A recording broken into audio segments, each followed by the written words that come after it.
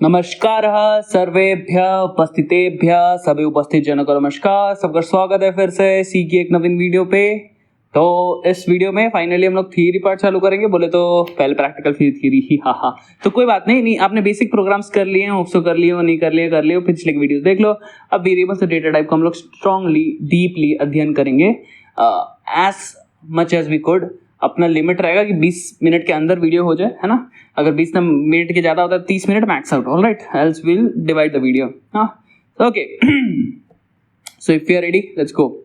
Hope you are. अरे English क्यों बोल रहा हूँ, सॉरी। हम लोग यहाँ रहे तो आरंभ करते हैं, ठीक है। Variables and data type. अब ये वेरिएबल सब तो मैंने आपको बता दिया। पहले हम रीड करेंगे, फिर मैं उसको आपको समझाऊंगा। नहीं समझ आता है पेंट से समझाऊंगा, नहीं समझ आता है पेंट से समझाऊंगा, बस आगे होगा। ये बहुत बोरिंग लगेगा इसको रीड करने में, लेकिन आपको इसको मैं स्टोरी के रूप में बता दूंगा। मैंने एकदम अच्छे तरीके से बता दूंगा। जैसे आपका दिमाग है ना, उसमें अगर मेमोरी नहीं हो, जब कुछ याद नहीं रख सकता तो क्या वो कुछ कर सकता है? नहीं रख कर सकता। जो इंस्टिंक्चुअल चीजें होगी वो करेगा, क्योंकि आपकी बिल्ली भी है या फिर कोई भी प्राणी है, वो कुछ ना कुछ तो याद रखता है। कुछ ना कुछ जेनेटिक मेमोरी होती है, कुछ नेचुरल मेमोरी होती है कि बच्चा को मालूम है उसको पानी पीना है, उसको दूध पीना है, उसको कुछ तो चाहिए, नेचुरल है। There is some sort of memory everywhere. हाँ, to make something happen, to create a certain function, there needs to be a certain memory. तो अगर हम लोग एप्लीकेशन बोले, सर्टेनली वो कोई फंक्शन करती है, उसके लिए कुछ मेमोरी चाहिए होती है, राइट। अब ये मेमोरी ऑब्वियसली अलग से एप्लीकेशन में आती है, उसको मेमोरी में स्टोर करना होता है। माने आपका एक एप्लीकेशन रन करने के लिए आपको मेमोरी चाहिए ही। अब टेम्पररीली आपको कभी कभी मेमोरी चाहिए रहती है, हमेशा के लिए नहीं। जैसे कि आपने अपने फोन में यूज किया, कितनी सारी चीजों को इंस्टॉल किया, कितनी सारी चीजों को अनइंस्टॉल किया, कितनी सारी चीजें आप रोज करते हैं, कितना डेटा आप रोज प्रोड्यूस करते हैं, लेकिन फिर भी आपका मेमोरी उस तरीके से नहीं बढ़ता।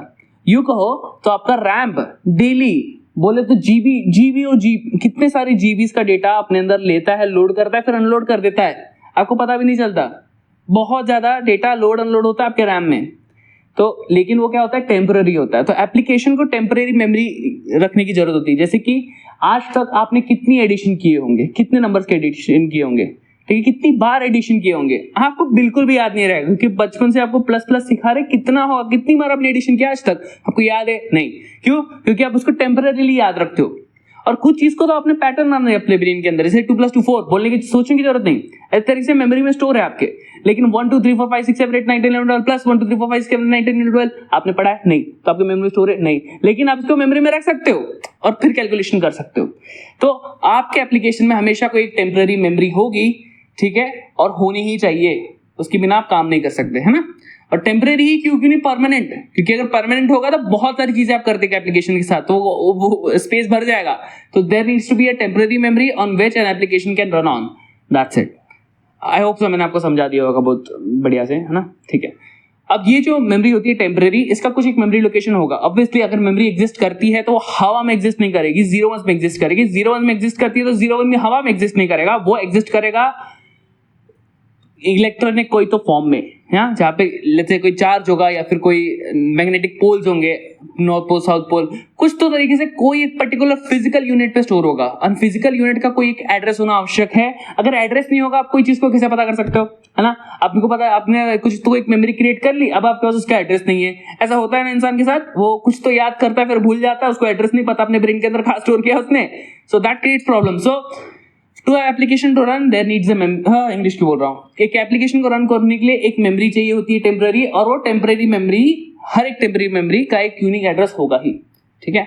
अब पहले के टाइम पे क्या होता था, आपके पीसी जब 2-3 स्टोर के मतलब बिल्डिंग्स के बराबर इतना बड़ा कंप्यूटर्स होते थे पहले के टाइम, ठीक है। तो उतने बड़े जब कंप्यूटर हो रहे, तो इसका मतलब उसमें स्पेस बहुत कम है, बहुत स्पेस कम है, और उसमें बेसिक आप ना नंबर की कैलकुलेशन कर सकते थे, ज्यादा कुछ लंबा नहीं कर सकते थे, आप बड़ा भी नहीं कर सकते थे, ऐसा था। सोचो एक टाइम था वैसा। तो वैसे टाइम पे जब आपको कुछ चीज को मतलब कैलकुलेट करना है या फिर कोई चीज को जैसे मेमोरी में डालना है, तो मेमोरी बहुत बड़ी होती थी। और इसके लिए क्या था, उसकी मेमोरी का ना आप कोई नाम नहीं देते थे, उसको लोकेशन के नाम पे याद रख देते थे कि ये मेमोरी लोकेशन पे ये है, ये मेमोरी लोकेशन पे ये वैल्यू है। तो एड्रेस और वैल्यू ये दोनों चीज होती थी। आपको टेम्पररी कोई मेमोरी क्रिएट करनी है तो आपको उस मेमोरी का एड्रेस दे दिया, उसकी वैल्यू दे दी। अब एड्रेस आपका कैसा होता है, #1 2 3 4 5 6 7 8 कैसा भी होता है। थोड़ा रैंडम सा ही रहता है। ऑब्वियसली एड्रेस हमेशा एकदम लॉजिकल उस तरीके से नहीं रहता कि एक मनप्रीत, एक सनप्रीत, एक कुछ और प्रीत रखा है, ऐसा नहीं रख सकते नाम। एक हरप्रीत, हाँ, एक सुनील, ऐसा नहीं रख सकते आप। आपको अलग ही तरीके से, मतलब बहुत एक विचित्र सा ही एड्रेस होता है यूजुअली, ठीक है। सो पहले के टाइम पे ऐसे पर्टिकुलर एड्रेस का एक एड्रेस होता था, उसके बेस में कुछ वैल्यू होती थी, ओनली एड्रेस एंड वैल्यूज, ठीक है। तो इस तरीके से आप वो एड्रेस के थ्रू उसके लोकेशन के एड्रेस के थ्रू आप उस मेमोरी को एक्सेस करते थे, उसके कंटेंट को एक्सेस कर सकते थे।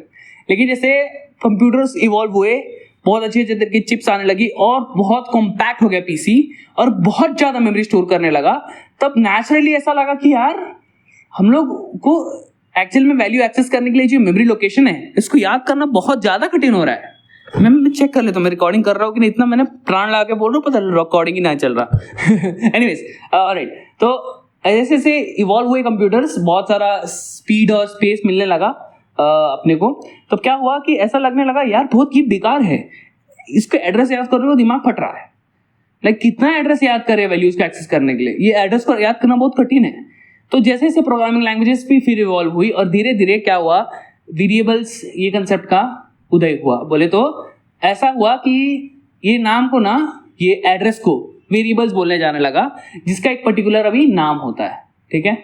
जब आपने ये कंसेप्ट क्रिएट किया वेरिएबल्स का, तो आपको अभी फिजिकल सीपीयू में किधर आपका स्टोर हो रहा है वो मेमोरी, वो देखने की जरूरत नहीं है। आपके पास कंप्यूटर में सिर्फ वेरिएबल्स है, आप यूज करो और आपका जो प्रोग्रामिंग लैंग्वेज है वो हैंडल करेगा भाई मेमोरी किधर एक्सेस करने का, क्या है क्या नहीं है, क्या नहीं है, ठीक है। आप सिर्फ उस वेरिएबल का एक नाम दे दो, वेरिएबल का नाम दे दो, उसका मेमोरी क्रिएट करना, उसको एक्सेस करना, उसको चेंज करना, सब किसका काम होगा, प्रोग्रामिंग लैंग्वेज का। आपको सिर्फ एक वेरिएबल क्रिएट करना है, एक स्पेस क्रिएट हो जाएगी, उसको एक नाम देना है, आप नाम से यूज करो, कुछ भी करो, उसके एड्रेस को भी एक्सेस कर सकते हो, कोई प्रॉब्लम ही नहीं है। So are you getting it, where does this concept of variable come. तो आप समझ पा रहे हो कि ये वेरिएबल का कंसेप्ट किस स्थान से आया है, ठीक है। तो अब ये जो वेरिएबल है, इसका ना एक साइज होता है और इसका एड्रेस होता है। तो कितनी सारी चीजें हो गई, आपको सब ना अच्छे से डायग्राम्स के साथ बताया जाएगा, किंचित मात्र आप चिंता ना करें, ठीक है। ओके, यहाँ पे और फालतू चीजें लिखी हैं जिसको मैं नहीं पढ़ने वाला। ये जो है ना मेमोरी, ये जो वेरिएबल है और इसकी जो मेमोरी होती है, इसको ओएस हैंडल करता है। और वेरिएबल्स यूजुअली आपका एक नाम होता है सिंपली उसको एड्रेस करने के लिए, ठीक है। ये आपको मैंने बता दिया। अगर अभी तक आपको कुछ नहीं समझ आया, आप बिल्कुल चिंता ना करें, आगे की बात समझ आ गई पर्याप्त है, ठीक है। बस ये सब क्या आप श्रवण इंद्रिय में एक बार मतलब अपने कान में एक बार भर लो ना, तो क्या होता है इससे कि नेक्स्ट टाइम जब भी आपको कुछ ऐसा करना होगा ना, आपके लिए काफी आसान हो जाएगा। मैं माइक को थोड़ा ना आगे लेता हूँ, कभी कभी माइक का आवाज सही से आता नहीं है, बहुत फिर खेद होता है आगे जाके, शिट यार रिकॉर्ड नहीं हुआ अच्छे से, ऐसा तो हाँ, तो वैसा नहीं होना चाहिए ना, इस कारण से। ए चालू है ना माइक, हाँ चलो। ऑलराइट, तो नेक्स्ट इसमें देखते हैं, आपको और क्लियर हो जाएगा। So this is how a variable looks now, okay. Looks now मतलब अभी ऐसा वेरिएबल कुछ ऐसा दिखता है। सी प्रोग्राम में एटलीस्ट आपका वेरिएबल कुछ ऐसा दिखता है, ऑलराइट। तो हम लोग ने बहुत सारे वेरिएबल्स बनाए थे ना, लेकिन ज्यादातर फ्लोट के ही बनाए क्योंकि हम लोग को पॉइंट्स चाहिए था, ठीक है। पॉइंट वाला, डेसिमल पॉइंट वाला चाहिए था। तो यहाँ पे देखिए int n1 is equal to 10, तो एक n1 नाम का वेरिएबल बनाया जो इंटीजर टाइप का डेटा अपने अंदर स्टोर करेगा, जिसके अंदर वैल्यू गई है 10, ऑलराइट। तो इसको कैसे रिप्रेजेंट किया है, यहाँ पे देखो, ये जो इंटीजर होता है ना, ये इंटीजर ये अपने अंदर कितना 4 बाइट्स लेता है। और मैंने बाइट्स के बारे में बताया था आपको, कैलकुलेशन के बारे में। 4 बाइट्स मतलब कितना, 4 बाइट्स मतलब 1 बाइट मतलब 8 बिट, यानी 8 0 1s। 4 कितना होगा, 8 4 जा 8 1 जा 8 2 जा 16 8 जा 24 4 जा 32 बिट्स, 32 zeros and ones। तो एक जो आपका इंट है, इंट वेरिएबल, वो 32 zeros और ones के थ्रू स्टोर कर सकता है अपने आप को, ठीक है। तो 32 बिट वाला हम लोग का हो गया ये प्रोग्राम, है ना, ऐसे आप पता कर सकते हो। गुड, नहीं ऐसा नहीं है, ऐसा मैंने सिर्फ बोल दिया, ठीक है, ओके। तो एनीवेज, तो n1 एक वेरिएबल है जिसका साइज 4 बाइट्स है। क्यों 4 बाइट्स है, क्योंकि इंटीजर को 4 बाइट्स लगता है आपके सी प्रोग्राम में, ठीक है, ओके। ये हो गया। तो n1 जो वेरिएबल है उसका साइज ऐसा है, बहुत बढ़िया। अब मैंने कहा एक वेरिएबल या कोई भी ऐसी चीज है जो स्टोर हो रही है फिजिकली कहीं पे, तो स्टोर हो रही होगी, तो उसका एक एड्रेस होगा। तो यहाँ पे एड्रेस है, उसका एड्रेस देखो हमेशा अजीब सा है। तो पहले के समय में ना ऐसा अजीब सा एड्रेस को याद रखते थे, अजीब सा एड्रेस और उसका वैल्यू कितना अजीब है ना। तो ये आप मेमोरी में खुद से सेट करते थे, बहुत अजीब केस था। अभी बहुत इजी कर लिया, ठीक है। एड्रेस है, बराबर सही है। नाम दिया इसके आपको, क्योंकि आप इसको एड्रेस से निकॉल करोगे, नाम दे दिया आपने। नाम क्या दिया इसको, n1, बहुत बढ़िया। उसको बोलते हैं आइडेंटिफायर, ठीक है। आइडेंटिफायर मतलब आइडेंटिटी कार्ड होता है ना, जिससे आप आइडेंटिफाई करते हो, ये तो इसका आइडेंटिफायर है, बोले तो इसका नाम ना। आइडेंटिफायर मतलब उसका नाम, इस वेरिएबल का नाम, ताकि उसको आप नाम से कॉल करो, इतने खतरनाक तरीके से कॉल करने की नीड ना पड़े। इसके अंदर जो वैल्यू है वो चेंज होगी क्या? इसके अंदर की वैल्यू चेंज हो सकती है, लेकिन ये 10 कांस्टेंट है। मैंने बताया था क्यों कांस्टेंट है ये, ठीक है, शायद बताया था, शायद नहीं, जो भी 10 ऐसी वैल्यू है जिसको आप 9 नहीं बोल सकते।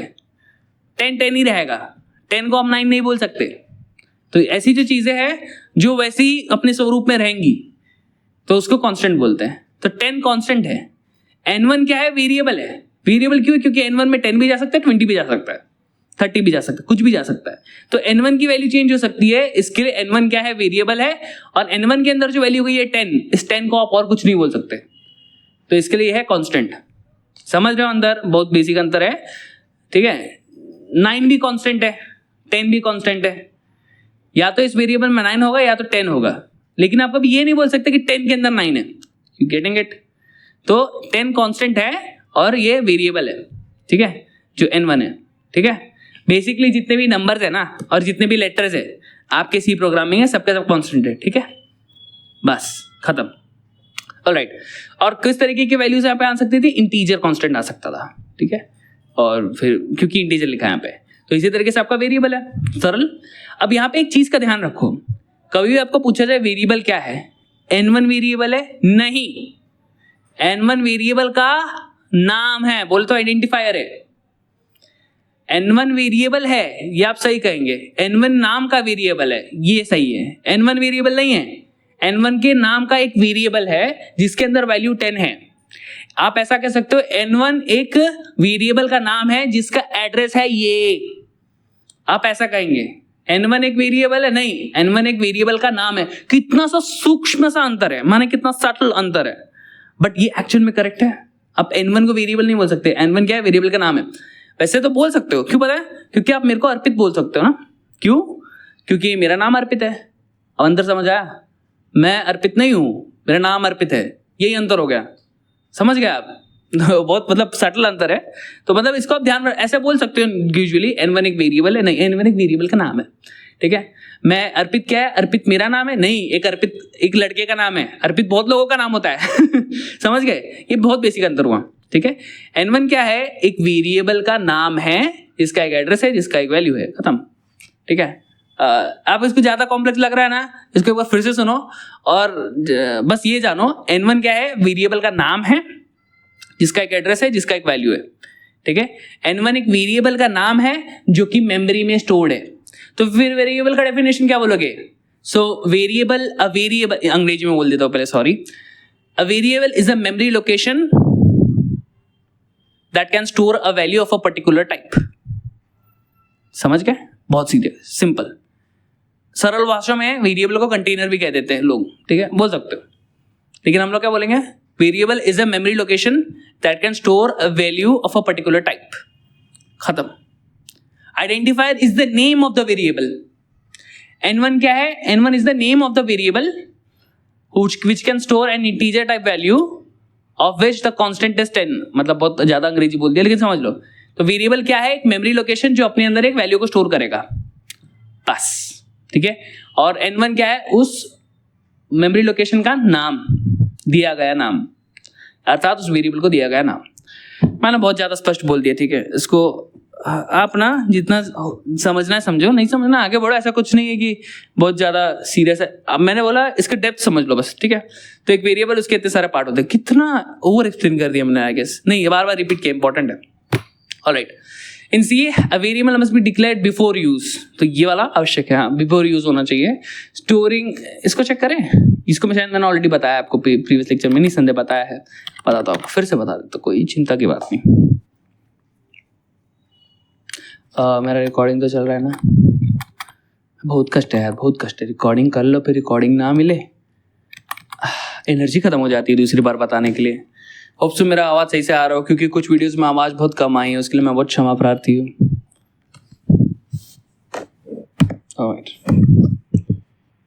मेरा कीबोर्ड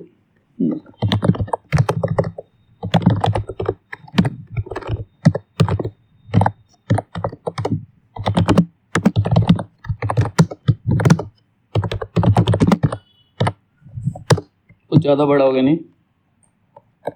कंट्रोल और माउस व्हील को घुमा के आप साइज बड़ा छोटा कर सकते हैं।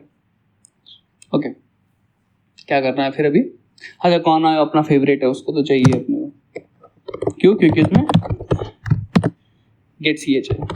गेट सी एच नहीं लिख रहे तो लिखने की जरूरत नहीं, बट एनीवेज आपका जो कंपाइलर बहुत स्मार्ट है वो हटा देगा अगर नहीं चाहिए रहेगा उसको तो। ओके, हम लोग ये चेक विदाउट यूज। मैं प्रिंट करता हूँ ना, प्रिंट करता हूँ क्या?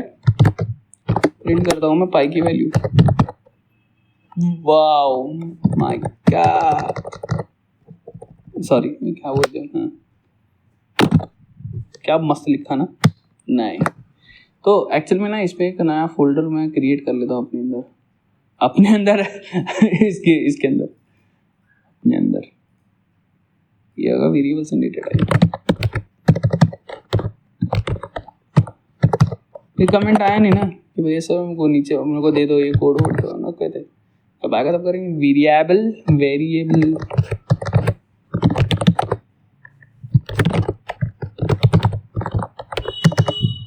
ऑलराइट।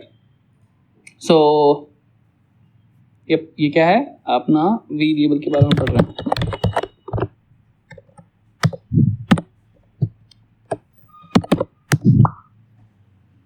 वाह, तो क्या बोलता है? P is undeclared. सर जी आपने P डिक्लेयर नहीं किया है तो अनडिक्लेयर्ड आइडेंटिफायर, मतलब इसको मैं आइडेंटिफाई नहीं कर पा रहा कि किसका आइडेंटिफायर है, प्लीज आप मुझे बताइए। तो हम लोग बोलेंगे ओके, हम लोग डिक्लेयर करवाएगा, टेंशन मत लो, pi इज इक्वल टू 3, क्योंकि 3.14 डालेंगे 14 डालेंगे तो लेगा नहीं क्योंकि इंटीजर है, इंटीजर पॉइंट्स के आगे नहीं लेता। तो ठीक है, इससे डाल के देख लेते। 3 दे दिया उसने, ठीक है, तो 3 आया आपका वैल्यू। ओके, तभी आया जब ही हुआ, वरना फिर बिना डिक्लेरेशन के नहीं होता था ये। ठीक है, तो कुछ रूल्स नीचे लिखो क्या मैं। सो आपने सबसे पहले लिखना है वेरिएबल क्या है।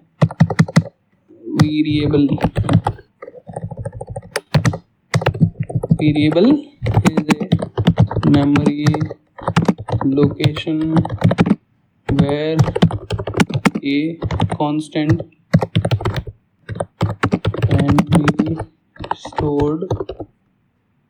can be stored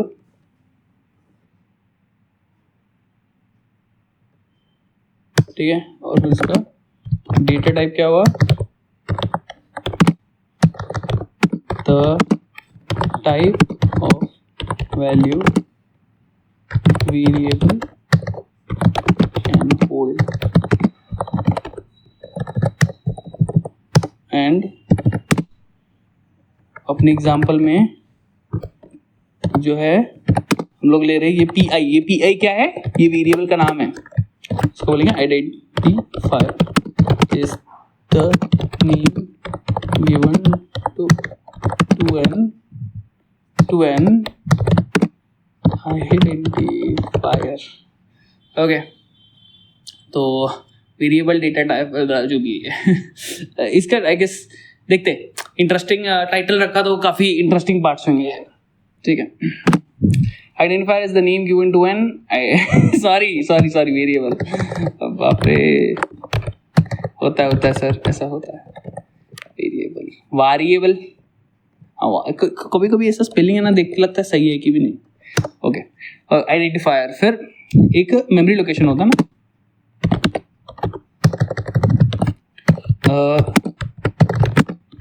variable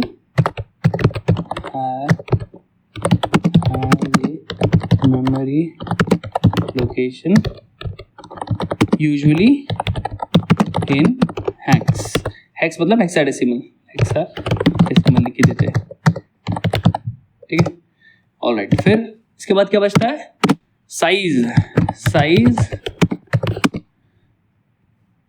is in bytes, depends upon the architecture and architecture spelling गलत हो सकता है सर, ठीक है। Okay, architecture and data type. ठीक है, तो जितनी भी ज्ञान थी सब आके मैंने पटक दिया आपके सामने। ठीक है, ऑलराइट, अब इसके रूल्स में क्या था, रूल्स में एक चीज देखी थी हम लोग ने, रूल्स में सबसे पहला रूल क्या था कि a variable must be declared before use. In C, a variable must be declared before use. In C, variable must be declared before use. Okay. तृतीय, I mean second.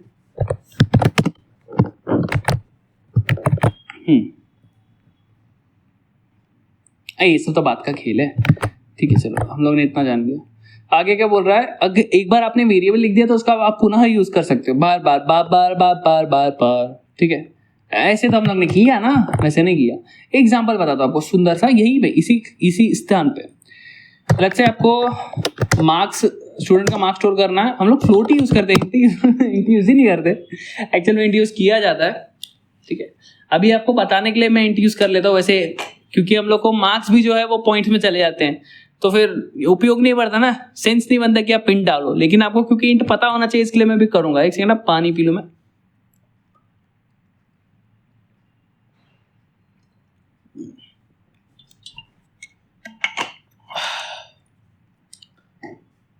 Sorry, thank you. Okay, तो यहाँ पे मैं लिखता हूँ subject 1, subject 2, subject 3, और इसको मैं इंट करने वाला था। जी हाँ, लीजिए इंट।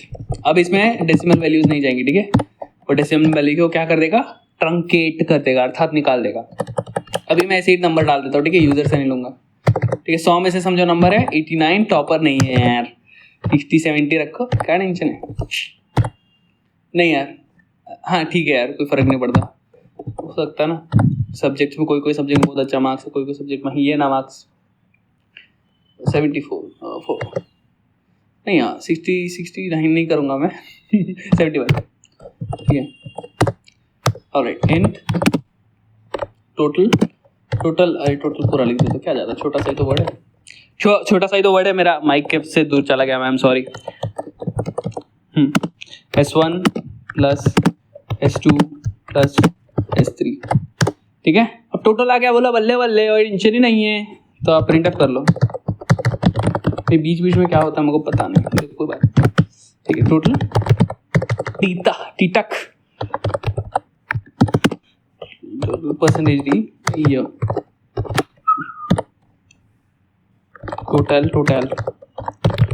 अब बोलो कितने एरर करते हो सर, कोई बात नहीं, कोई टेंशन लेने का, समझा तो रहे ना आपको, टेंशन नहीं।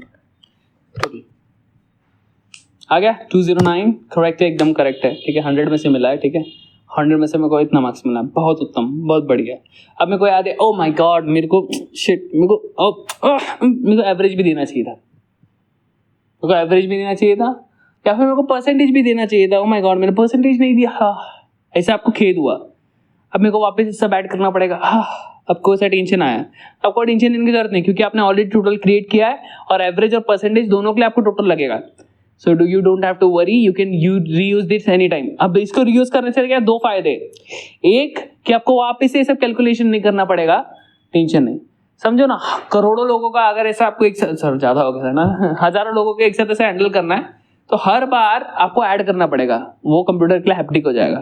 तो एक वेरिएबल के अंदर ऐड करके स्टोर कर लिया, दैट्स इट। आप अभी इस वेरिएबल को यूज करो, बार बार ये ऐड करने की जरूरत नहीं, ठीक है। तो ये रीयूजेबिलिटी का कंसेप्ट बताया जा रहा है कि variable are known for its modularity and reusability, ठीक है। मॉड्यूलैरिटी माने चीजों को एक स्ट्रक्चर क्रिएट कर देता है उसका, और रीयूजेबिलिटी ऑफ कोर्स, रीयूजेबिलिटी है कि मतलब बार बार यूज करोगे आप कोई चीज को, तो उससे क्या होगा, आपका कोड मॉड्यूलर कैसे होगा कि आप बार बार रिपीट नहीं कर रही, तो उसका मॉड्यूल्स बनने शुरू हो जाएंगे। Getting it? Numbers of lines of codes decrease होंगे, number of characters in a code decrease होंगे, और जितना डिक्रीज हो उतना अच्छा है, जितना उतना एफिशिएंट। सही है। चलो, तो ओके, तो अभी हम लोग एवरेज निकाल देते हैं, ठीक है। परसेंटेज का फॉर्मूला यार, परसेंटेज बिना डेसिमल पॉइंट के मजा नहीं आता, एवरेज निकाल देते हैं। Average is equal to total, ऐसे एवरेज मीन होता है टोटल डिवाइड बाय 3, क्योंकि 3 सब्जेक्ट है,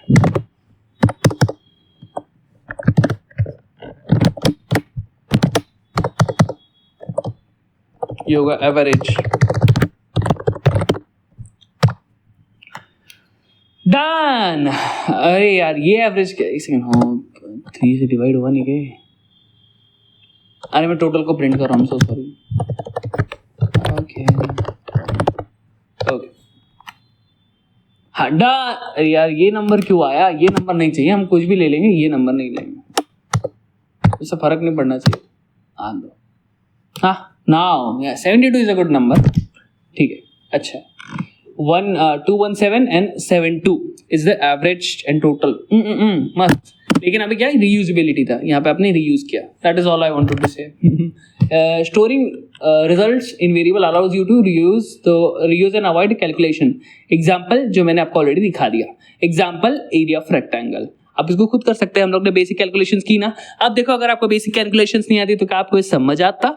नहीं आता है ना, लेकिन अभी आ रहा होगा, सही है। नहीं आ रहा होगा फिर से देखो वीडियो को, मजा आ जाएगा आपको, ठीक है। आगे बढ़ते हैं, गॉट इट। ये एग्जांपल है कांस्टेंट्स। कांस्टेंट्स में बाद में जाएंगे, अभी के लिए मेरे ख्याल से वीडियो काफी बड़ा है। आई क्या 30 मिनट्स होने को आया, इतना समय हम लोग ने बात किया। एक रिकैप ले लेते हैं छोटा सा, है ना, छोटा सा रिकैप, ठीक है। सो वेरिएबल क्या है? वेरिएबल एक मेमोरी लोकेशन है आपके पीसी में जो एक पर्टिकुलर तरीके का वैल्यू स्टोर करेगी, ठीक है, जिसका एक पर्टिकुलर साइज होगा, ठीक है, जो एक पर्टिकुलर का डेटा, जिसका एक एड्रेस होगा और जिसको एक आइडेंटिफायर से आप आइडेंटिफाई कर सकते हो, है ना। तो इतना लंबा बोलने की जरूरत नहीं है। Variable is a memory location in the memory is a memory location, आप इतना बोल सकते हो तो पर्याप्त है। Variable is a memory location that has a memory location बराबर है, उतना ही पर्याप्त है, एक्चुअली में उतना ही पर्याप्त है। A variable is a memory location that can store a particular type of value which has a certain space वगैरह वगैरह। अगर आप छोटा से छोटा रखो तो भी चलेगा। Variable is a memory location, that is it। A variable is a memory location, that is it। A variable is a memory location that can store a particular constant, वो भी अच्छा है, ठीक है। तो यहाँ पे बोलेंगे तो क्या बोलेंगे इसको अपन? A variable is a memory location with a address which has a certain size which can store a particular type of constant or value which can be identified using a identifier। Okay तो इसमें n1 क्या है? Identifier है एक variable का, यानी नाम है, वेरिएबल का नाम है, जो कि इन तरीके का वैल्यू अपने अंदर स्टोर करेगा, जिसके कारण उसका एक पर्टिकुलर साइज होगा, जिसका अंदर वैल्यू ये होगा। ये चीज नहीं बताई, इसको मैं फटक से बता देता हूँ। ये मैं एड्रेस वगैरह थोड़ा लेना ना, ये सब बताना चाहिए आपको, तो इसको मैं थोड़ा साइड कर लेता हूँ, ठीक है। इसको मैं खप करके खूबची में नीचे लेके चला जाता हूँ। इसका नहीं, इसमें भी डाल सकता हूँ ना मैं, नहीं इसमें डाल देता क्या जाता है, रीयूजेबिलिटी, वेरिएबल रीयूजेबिलिटी से नाम से डाल दूंगा इसको मैं, वेरिएबल क्या है यार, यूजेबिलिटी का स्पेलिंग क्या है? यूजेबिलिटी, ठीक है, डॉट सी इस नाम से डाल के खत्म करो। और फिर यहाँ पे मैं आपको वो वाला पार्ट बताता हूँ कि आप कैसे एड्रेस वगैरह पता कर सकते हैं, ठीक है। यहाँ पे देखिएगा, अब एक वेरिएबल बनाता हूँ प्यारा सा। वेरिएबल का नाम रखूंगा मैं n, उसके अंदर वैल्यू डालता हूँ मैं 20, शायद वैसे कुछ है ना वैल्यू, इधर भी, इधर क्या था, n1 = 10, n1 10 डाल देते, कोई फर्क नहीं पड़ता, ठीक है। n1 10 डाल दिया मैंने, ऑलराइट। अब ये डालने के बाद क्या करूँगा मैं? printf। इसमें क्या पहले करूँगा मैं? वेरिएबल का नाम क्या है? आइडेंटिफायर ऑफ वेरिएबल, आइडेंटिफायर, इसको बोलेंगे आप नेम ऑफ वेरिएबल। इसको प्रिंट करना है, आप कैसे करेंगे? %d फॉर इंटीजर, एक्चुअल में %d फॉर डेसिमल होता है, लेकिन आप i भी लिख सकते हो फॉर इंटीजर, फर्क नहीं पड़ता। यूजुअली d लिखते हैं तो इसके लिए d लिखा है, आप i भी लिख सकते हैं इंटीजर के लिए, क्योंकि यहाँ पे इंटीजर टाइप का वैल्यू है, वेरिएबल है, ठीक है। तो ये हुआ एक, नेक्स्ट लाइन पे ले लेते पहले, और फिर यहाँ पे n1, ठीक है। यहाँ पे क्या प्रिंट होगा फिर?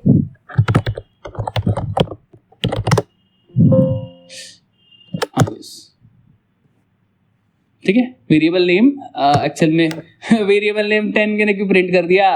I am sorry, variable name is n1। ये आप इसको खुद लिखना पड़ेगा, ऐसा आएगा नहीं खुद से। ओके, अब यहाँ पे आएगा वैल्यू,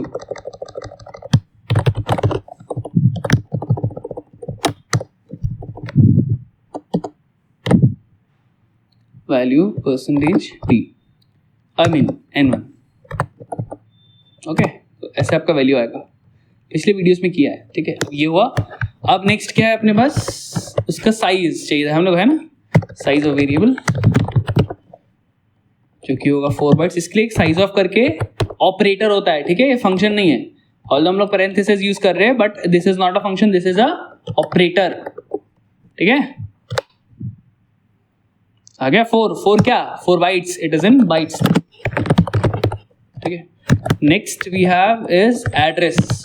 और पता है आपको एड्रेस कैसे प्रिंट करते हैं, क्योंकि आपने पहले के वीडियोस में किया है।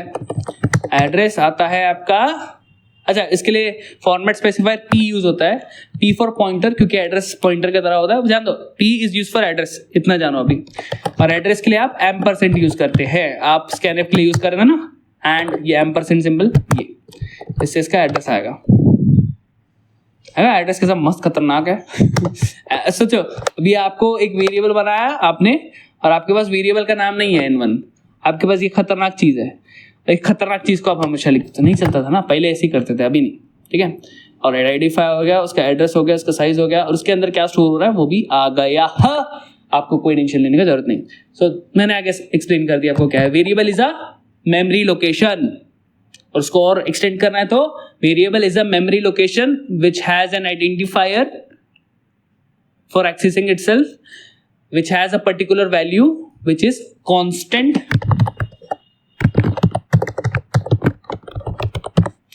which has a size that is represented in bytes, which depends upon the data type, ठीक है, and has a address